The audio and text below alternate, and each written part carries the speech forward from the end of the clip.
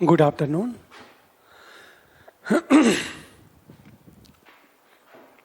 आज हम लोग बात करते हैं नागरिक चार्टर। कल मैंने ये बताया था क्लास में नागरिक चार्टर का अर्थ क्या है और सिटीजन चार्टर के लागू होने से लाभ क्या होगा। आपसे एक सिंपल क्वेश्चन पूछा जा सकता है, एक सिंपल क्वेश्चन कि स्टेट पीसीएस में, आईएएस में नहीं पूछेगा, स्टेट पीसीएस में कि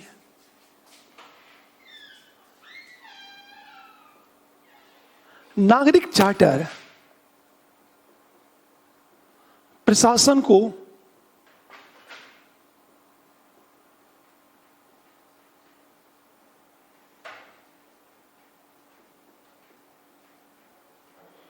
जन उन्मुख बनाता है।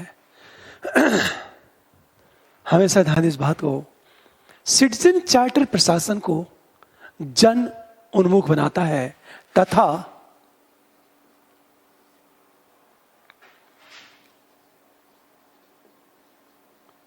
कल्याणकारी राज्य की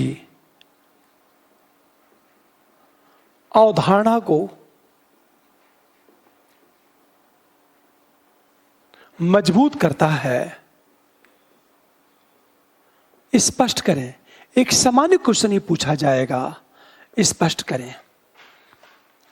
मान लीजिए यह प्रश्न पूछा जाए, हमेशा पूछा जाए, तो आप करोगे क्या प्रश्न को? सबसे पहले आप नागरिक चार्टर का अर्थ बताओ। आप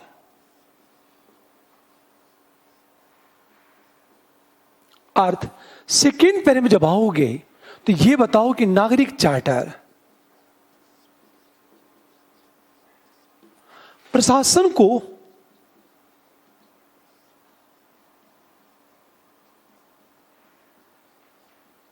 जन उन्मुख बनाता है। कैसे? थर्ड पैरे में जब आओगे आप कि कल्याणकारी राज्य की अवधारणा मजबूत होती है। कैसे? हम कैसे की बात करेंगे? हम फोर्थ पैरे में हम निष्कर्ष की बात करेंगे।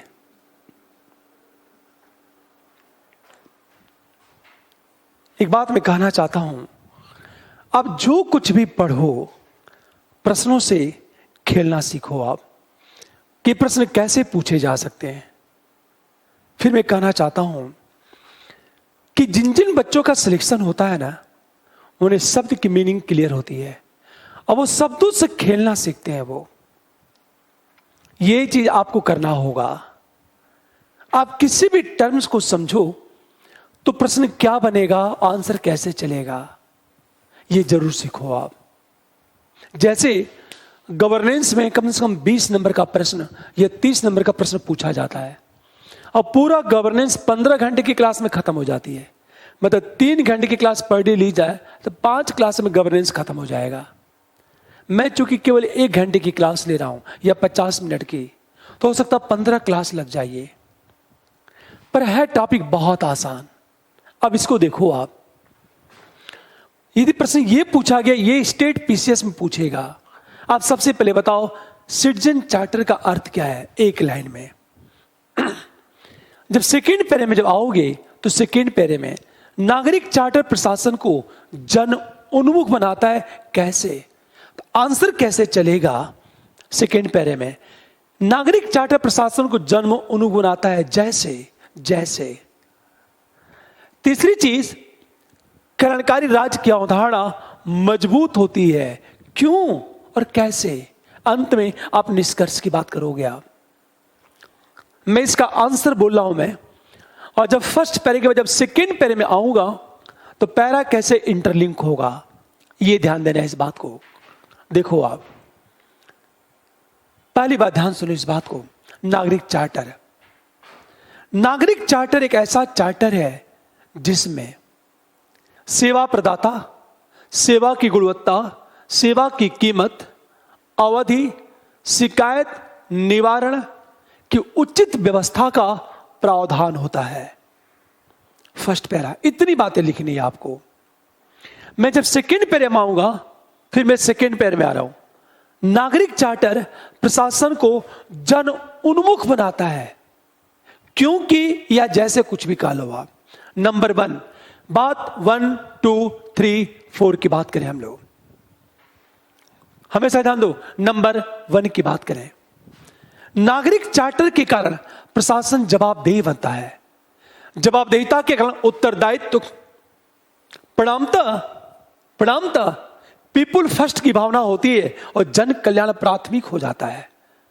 नंबर 2, हमेशा नंबर 2, नागरिक चार्टर के कारण सहभागी लोकतंत्र का विकास होता है, जिससे प्रशासन और जनता के बीच इंटरेक्शन बढ़ता है।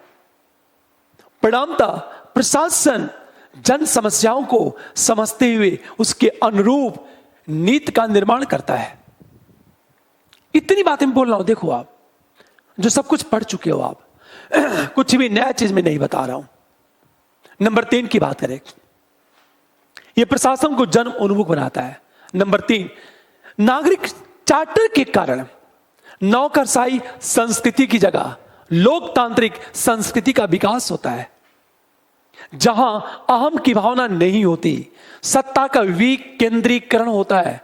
परिणामतः जनता का कल्याण प्राथमिक हो जाता है। अब हम आएंगे थर्ड पैरे में। वस्तुतः, अब मैंने वस्तुतः शब्द का प्रयोग करके पैरा इंटरलिंक कर दिया। वस्तुतः नागरिक चार्टर के कारण वेलफेयर स्टेट, कल्याणकारी राज्य की अवधारणा मजबूत होती है। क्योंकि अब क्यों की बात 1 2 3 4, अंत में निष्कर्ष की बात करोगे आप, और निष्कर्ष में इतनी बातें करनी है आपको।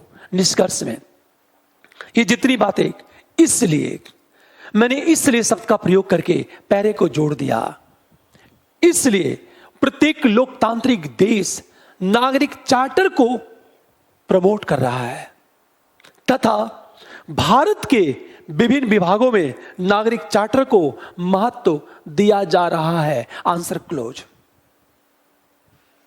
इस तरह क्या होगा, आंसर चलेगा। मान लिया जाए यदि प्रश्न ये पूछता आपसे, सिंपल क्वेश्चन है, वह प्रश्न यदि ये पूछता है, स्पष्ट करके न पूछे और ये पूछे कि समीक्षा करें, या फिर ये पूछता है मूल्यांकन करें, तो थोड़ा आंसर चेंज हो जाएगा। अब आंसर कैसे चेंज होगा? फर्स्ट पैरे में क्या करोगे आप नागरिक चार्टर का अर्थ बताओ। सेकेंड पैरे में जब आओगे तो नागरिक चार्टर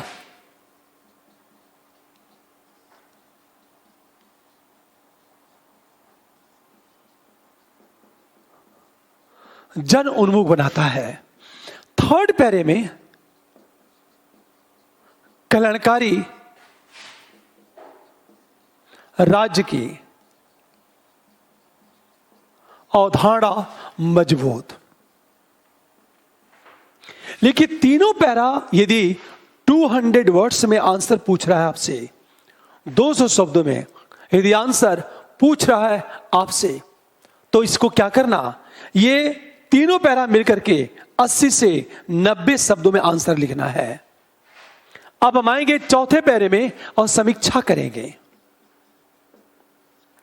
और जब समीक्षा की बात करोगे तो कम से कम 100 वर्ड्स में समीक्षा होगी। अंत में आप निष्कर्ष की बात कर दोगे आप, और निष्कर्ष आपका 10 शब्द। यदि 200 वर्ड्स में आंसर पूछता तो ऐसा होगा। ध्यान सुनो इस बात को। अब मैं ये 3 पैरा आपका क्लियर है, मैं समीक्षा की बात करूं। समीक्षा की बात जब करोगे ना, ये तब सही होगा जब नागरिक चार्टर वास्तव में लागू हो और बाध्यकारी हो। बाध्यकारी होना जरूरी है, क्षतिपूर्ति का प्रावधान होना जरूरी है, लोग अलर्ट हो, यह होना जरूरी है। यह बात हमेशा ध्यान दो। आगे हम इसी पे चर्चा करने वाले समीक्षा पर। यदि समीक्षा पूछा तो पैरा कैसे चेंज हो जाएगा, केवल वेटेज, किस पैरे को ज्यादा वेटेज दोगे, किस पैरे को कम, ये प्राइमरी होता है। चलो आप आगे हम लोग चलते हैं।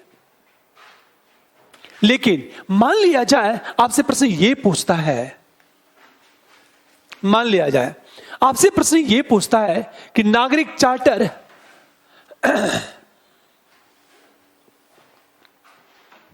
नागरिक चार्टर की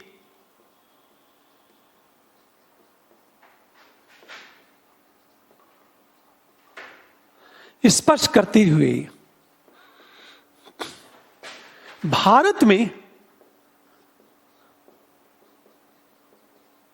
नागरिक चार्टर की प्रगति का परीक्षण करें। मान लिया जाए प्रश्न ये पूछता है तो थोड़ा सा आंसर आपका चेंज हो जाएगा। आप नागरिक चार्टर की अवधारणा पूछ रहे हैं, अवधारणा।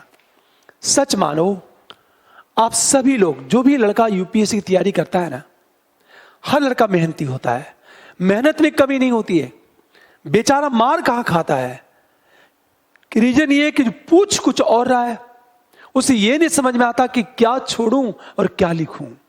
उसकी सबसे बड़ी कमी यही होती है। ये बात मैं पूरे दावे के साथ इसलिए कह रहा हूं मैं कि एक ऐसा लड़का है जो ग्रेजुएशन बड़ी मुश्किल से पास होता है, बहुत मुश्किल से ग्रेजुएशन पास होता है और आईएएस बन जाता है। वो, उसका नाम नहीं लूंगा मैं, ग्रेजुएशन बहुत मुश्किल से पास होता, आईएएस बन जाता है। जानते हो क्यों? जो चीज वो रटता था उसे समझ में नहीं आता था, केवल मैंने उसे समझा दिया, देखो ये चीज है, तो उसने ये कहा कि सर इतना आसान है, जीएस के पेपर इतने आसान हो सकते हैं, उसको इतना आसान लगने लगा और यकीन करो वो सिलेक्शन ले लिया। दूसरा एग्जांपल दूं, एक और स्टूडेंट की बात करूं जिसने ये कहा मुझसे कि मेरी जैसा विद्यार्थी आईएएस बन गया तो बहुत बड़ी चीज है ये, मैं तो कुछ पढ़ता ही नहीं हूं। हमने कहा कि रटना कहां है और इतना ज्यादा पढ़ना कहां है, सब कुछ तो लफाजी है, आप केवल समझते चलो। आप हमेशा ध्यान दो इस बात को, ये एक समस्या है। देखो आप समझते चलो, आप केवल समझने की बात करो और प्रश्नों से खेलो। आप प्रश्न कैसे बने गए, हरी बात है, 2012 की बात है, रैंक तो नहीं लगी पर उसका सिलेक्शन आईएएस लिस्ट में नाम आ गया, लगभग 600 के आसपास उसकी रैंक थी। मैं ये इसी कहना चाहता हूं, एकदम कर सकते हो आप, समझो केवल कि कैसे आंसर लिखा जाता है, कोशिश इस पे करो आप। चलो आप, मान लिया जाए आपसे अवधारणा पूछता है, अवधारणा पूछेगा तो थोड़ा सा चेंज हो जाएगा, मीनिंग अलग है, अवधारणा अलग है। जैसे मैं केवल इसकी बात करता हूं, नागरिक चार्टर की यदि अवधारणा की बात करता हो, नागरिक चार्टर की अवधारणा की बात करता है तो आप सबसे पहले अर्थ बताओ, आप सिद्धांत की बात करो आप, और आधार की बात करो, मतलब इसका दार्शनिक आधार क्या है, आप इसकी बात कर लो। आप दार्शनिक आधार की बात करो आप। ये टॉपिक अभी मैं डिस्कस करूंगा, इंडिया में क्या स्थिति है, फिर उसके बाद वैश्वीकरण के युग में क्या होगा, वैश्वीकरण के युग में क्या हो रहा है, हम इसकी बात करेंगे। पर देखो आप,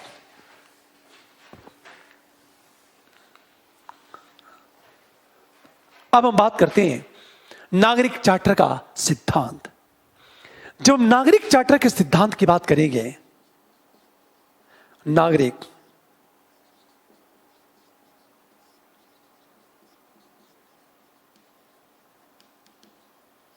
कि हम जब सिद्धांत की बात करेंगे तो कुछ कॉमन चीजें, उस बात को हमेशा याद रखना। विकल्प, दूसरी चीज मानकता, तीसरी चीज हम कीमत की बात करें, आप प्राइस की बात तो करो ही। चौथी बात देखो,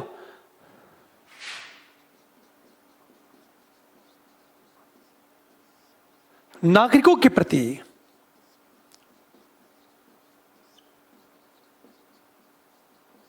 उचित हम व्यवहार की बातें करें। हमेशा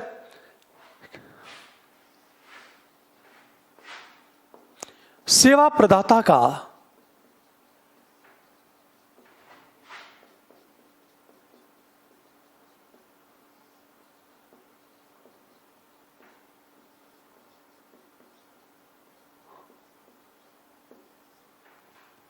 अगली चीज देखो आप, पहली चीज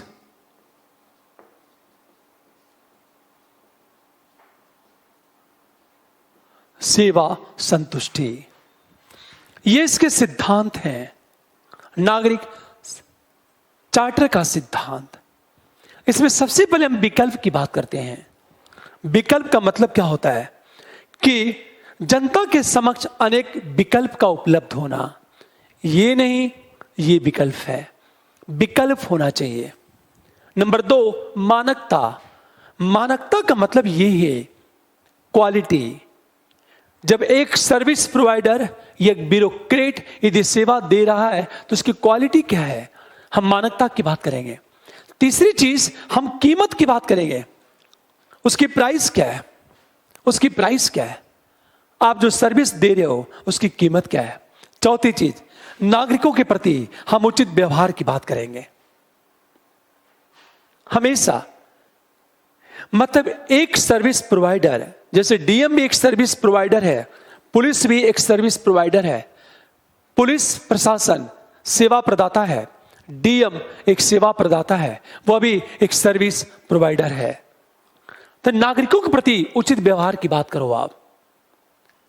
तो जो सर्विस प्रोवाइडर है वो नागरिकों के साथ अच्छा व्यवहार करे।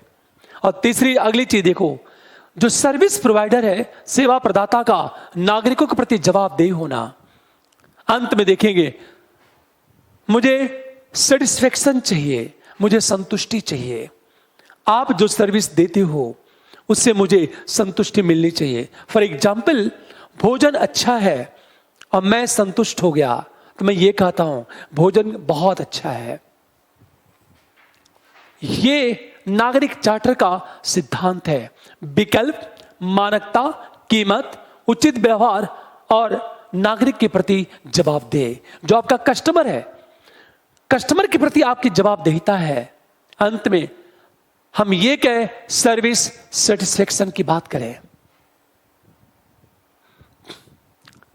समझ वाली बात है, इतनी चीजें। पर एक प्रश्न उठा, भारत में नागरिक चार्टर की प्रगति क्या है?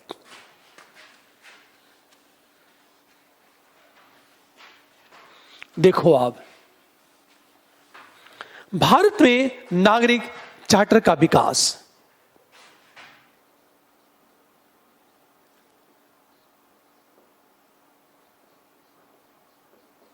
नागरिक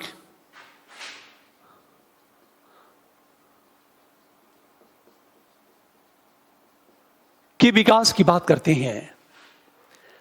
सबसे पहले यह कहा जाए, भारत में उपभोक्ता समन्वय परिषद ने इसकी मांग की। सबसे पहले यह कहा जाए, उपभोक्ता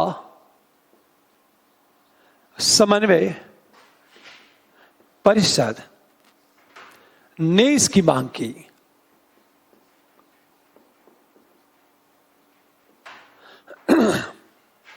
सबसे पहले इसने मांग की।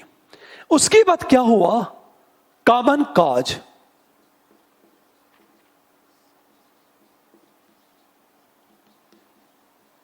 नामक एनजीओ,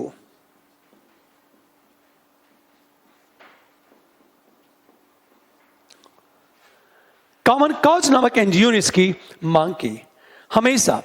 उसके बाद 1996 में देखा जाए, मुख्य सचिवों का सम्मेलन हुआ।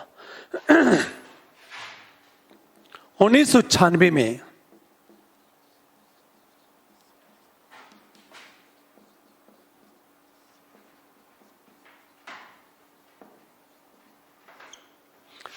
1997 में मुख्य मंत्रियों का सम्मेलन, 96 में मुख्य सचिवों का सम्मेलन और 97 में मुख्यमंत्रियों के सम्मेलन की बात की गई, जिसकी थीम थी कारगर एवं जिम्मेदार प्रशासन हेतु एजेंडा। हमेशा सम्मेलन, इस सम्मेलन में की थीम क्या थी?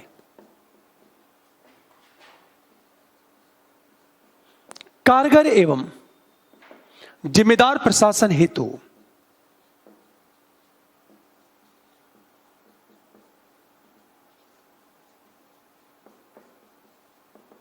एजेंडा। एजेंडे की बात करें और इस एजेंडे में ही नागरिक चार्टर का मुद्दा उठा। पूरी बात ध्यान देने इस बात को। नागरिक चार्टर के जो विकास की बात करेंगे, मैंने क्या कहा? सबसे पहले उपभोक्ता समन्वय परिषद ने इसकी मांग की, उसके बाद कॉमन काज नामक एनजीओ ने इसकी मांग की, कॉमन काज नामक एनजीओ ने इसकी मांग की। 1996 में मुख्य सचिवों का सम्मेलन हुआ, 1997 में मुख्यमंत्रियों का सम्मेलन हुआ और इस सम्मेलन की थीम थी कारगर एवं जिम्मेदार प्रशासन हेतु एजेंडा। और इस एजेंडे में ही नागरिक चार्टर पर बल दिया गया। नागरिक चार्टर पर यह कहा गया था विभागीय स्तर पर नागरिक चार्टर को लागू किया जाना चाहिए। यह कहा गया था कि विभागीय स्तर पर नागरिक चार्टर को लागू किया जाना चाहिए। ये बातें उठने शुरू हो गई, पर प्रश्न ये उठा कि वास्तव में नागरिक चार्टर की स्थिति क्या भारत में?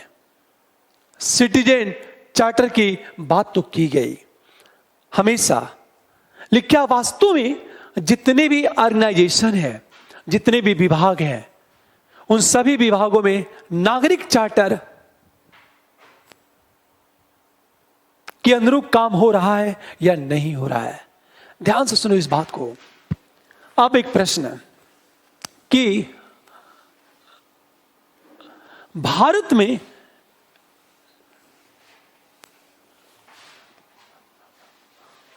नागरिक चार्टर की स्थिति क्या है?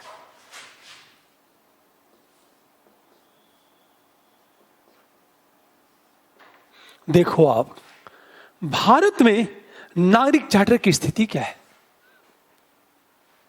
क्या वास्तव में भारत में नागरिक चार्टर के अनुरूप काम होता है या नहीं होता है? हमेशा ध्यान दो इस बात को। होता है या नहीं होता है, यह प्रश्न उठ खड़ा हुआ। ध्यान से सुनो इस बात को। हम सबसे पहले बात करें, भारत में नागरिक चार्टर के अनुरूप सेवा प्रदान करने वाले संगठनों की कमी है। स्थिति क्या भारत में? भारत में नागरिक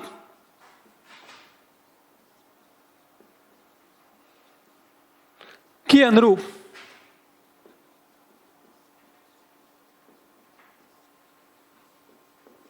सेवा प्रदान करने वाले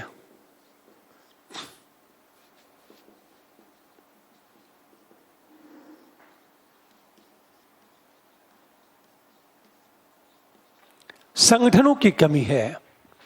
पहली प्रॉब्लम तो यह है, हमेशा इंडिया में ऐसे ऑर्गेनाइजेशन कम है जो नागरिक चार्टर के अनुरूप काम करें। हमेशा ध्यान दो इस बात को। इसका मतलब क्या चीज है कि नागरिक चार्टर को इग्नोर कर दिया जाता है, पहली चीज। दूसरी चीज, हम बात करें समस्या इंडिया में क्या चीज है, स्थिति क्या है इंडिया की? लोक शिकायत निवारण की पर्याप्त व्यवस्था नहीं है। यदि कस्टमर को प्रॉब्लम है तो ऑर्गेनाइजेशन कस्टमर की प्रॉब्लम को सॉल्व करने के लिए उतने ज्यादा डेडिकेटेड नहीं है। ये एक समस्या है। ये इसका मतलब क्या चीज है? लोग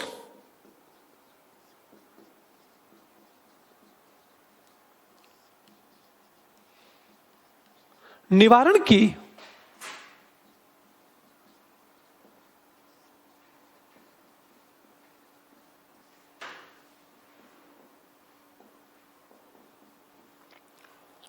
लोग शिकायत निवारण की उचित व्यवस्था का अभाव है इंडिया में। इसका मतलब, जबकि नागरिक चार्टर में क्या प्रावधान है कि शिकायत निवारण की उचित व्यवस्था होनी चाहिए, पर इंडिया में एक सबसे बड़ी कमी है ये। इसका मतलब क्या चीज है? हमारे नागरिक चार्टर मजबूत नहीं हो पाया।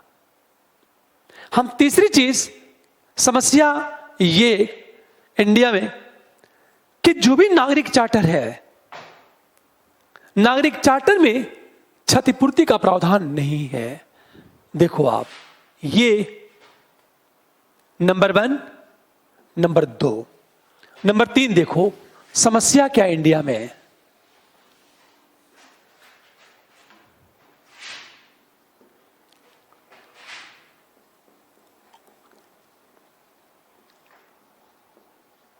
नागरिक चार्टर में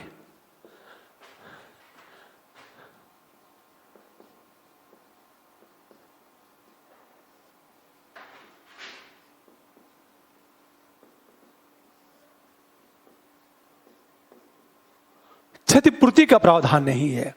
फॉर एग्जाम्पल, मैं कोई सर्विस परचेज कर रहा हूं, सर्विस में परचेज कर रहा हूं, खरीद रहा हूं। आपने क्या कहा था, इस सर्विस से ये चीज होगी, पर दुर्भाग्य ये कि आपने कीमत कुछ और लिया और जो वादा किया तो पूरा ही नहीं हुआ। तो मुझे जो क्षति हुई, चाहे वह सामाजिक क्षति हो, चाहे वह आर्थिक क्षति हो, इसकी पूर्ति कौन करेगा? एक समस्या है। तो इंडिया में जो नागरिक चार्टर लागू है उसमें क्षतिपूर्ति का प्रावधान नहीं है कि जो क्षति होगी उसकी पूर्ति की जाएगी। फॉर एग्जाम्पल की हम बात करें, मान लिया जाए आप प्राइवेट कंपनी हो या गवर्नमेंट ऑर्गेनाइजेशन हो, आपसे मैं एक तरह की सर्विस परचेज किया हूं। मैं आप किसी इंटरनेट कंपनी से आपने इंटरनेट परचेज कर लिया।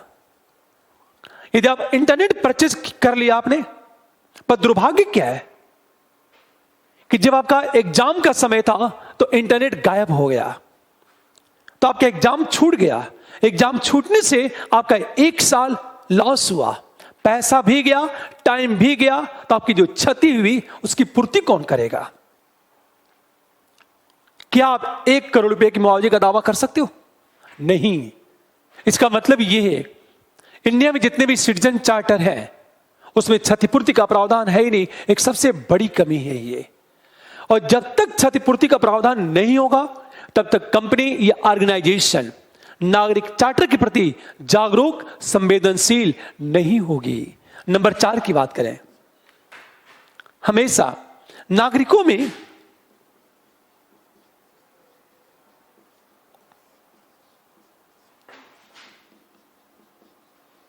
नागरिक चार्टर के प्रति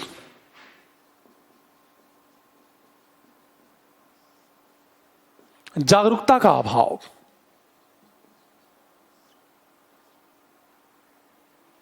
एक बात हमेशा ध्यान दो इस बात को, नागरिकों में नागरिक चार्टर के प्रति जागरूकता का अभाव। नागरिकों को पता ही नहीं है कि सिटीजन चार्टर जैसे कोई व्यवस्था भी है। कंपनी ने नागरिक चार्टर को इग्नोर कर दिया, सर्विस की क्वालिटी गिरा दी, कीमत ज्यादा ले लिया, फिर भी हम कंप्लेन नहीं करेंगे कि मुझे नहीं पता है, मुझे पता ही नहीं है कि नागरिक चार्टर जैसा कोई प्रावधान भी लागू है। अवेयरनेस नहीं है नागरिकों में। अगला देखो आप, नंबर 5, समस्या यह है इंडिया में नागरिक चार्टर को लेकर, यह समस्या है इंडिया में सबसे बड़ी चीज, नागरिक चार्टर का निर्माण करते समय हम नागरिक समाज की सहभागिता नहीं की गई। नागरिक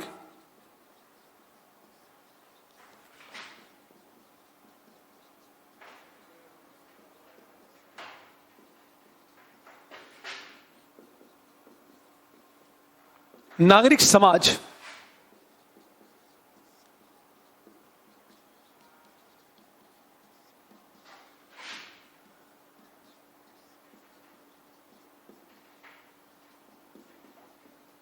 नहीं किया गया। परिणामतः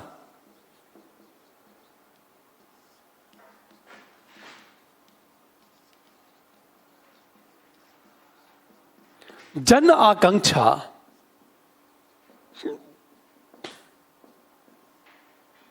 कि नंबर 5 देखो, जो सिटीजन चार्टर है इसका निर्माण करते समय सिविल सोसाइटी से विचार विमर्श नहीं किया गया। चूंकि विचार विमर्श किया ही नहीं गया, हमेशा ध्यान दो इस बात को, विचार विमर्श किया ही नहीं गया, तो नागरिक चार्टर का निर्माण करते समय जन अपेक्षाओं को शामिल ही नहीं किया गया। जबकि नैतिकता यह कहती है, लोकतंत्र यह कहता है कि जब आप सिटीजन चार्टर का निर्माण करो तो जनता से विचार विमर्श करो, क्योंकि वो जनता के लिए है। सिविल सोसाइटी क्या चाहती है, पर दुर्भाग्य से सिविल सोसाइटी से भी विचार विमर्श नहीं किया गया। यह दुर्भाग्य था। अब देखो, आप अगली चीज देखो, ये समस्या ये थी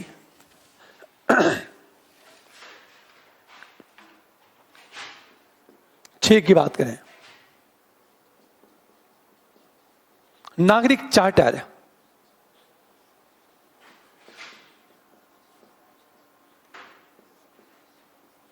में अधीनस्थ कर्मचारियों का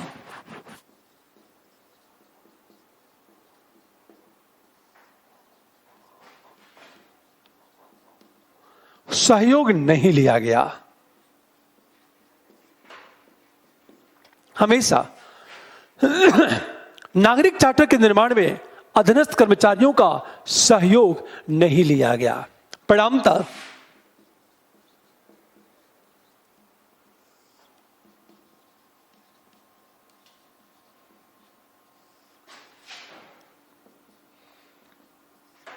क्रियान्वयन कठिन हो गया। फॉर एग्जाम्पल, मान लिया जाए एक हायरार्की व्यवस्था है, टॉप पर अधिकारी बैठा है, ये सबऑर्डिनेट है, ये नीचे लोग बैठे हुए हैं। एक बात हमेशा ध्यान दो इस बात को, ये लोग नीचे बैठे हुए हैं। देखते हैं नेट के साथ प्रॉब्लम, चलो हम बात करते हैं। एक समस्या खड़ी हो गई।